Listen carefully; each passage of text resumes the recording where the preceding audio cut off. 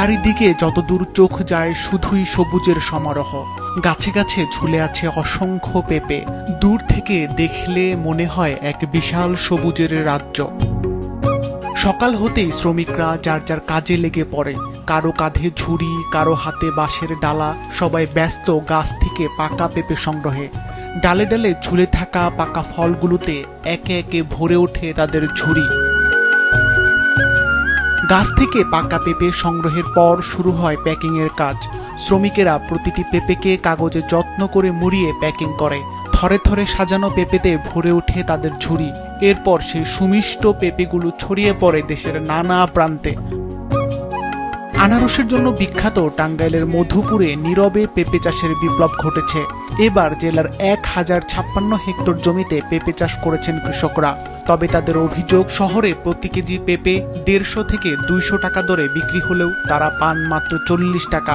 তারপরও এবার ফলন ভালো হয় লাভের আশা করছেন তারা। 3 বিঘা জমিতে আমি পেঁপে চাষ করছি, সাথী ফসল হিসাবে এখানে আদা দিয়েছি।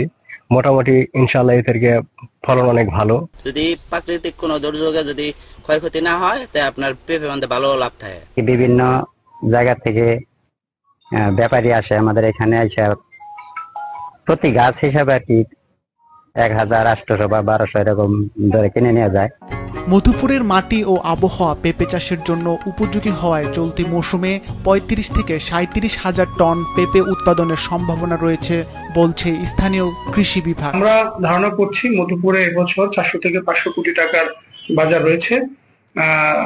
আমি এবং আমাদের কৃষি সম্প্রসারণ অধিদপ্তর কর্মকর্তা যারা আছেন তারা কিন্তু এই পেঁপে চাষের জন্য নিত্য নতুন জাতগুলো সম্প্রসারণের জন্য প্রয়োজনীয় দিক নির্দেশনা দিয়ে যাচ্ছে।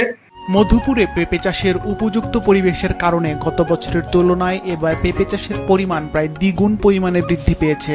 কৃষকরা প্রত্যাশা করছেন ফসলের উৎপাদন ভালো হওয়ায় এবং বাজারে ভালো দাম পেলে আগামী মৌসুমেও পেঁপে চাষ আরও বাড়বে। সিফাত রহমান, মাছরাঙা নিউজ ডেস্ক।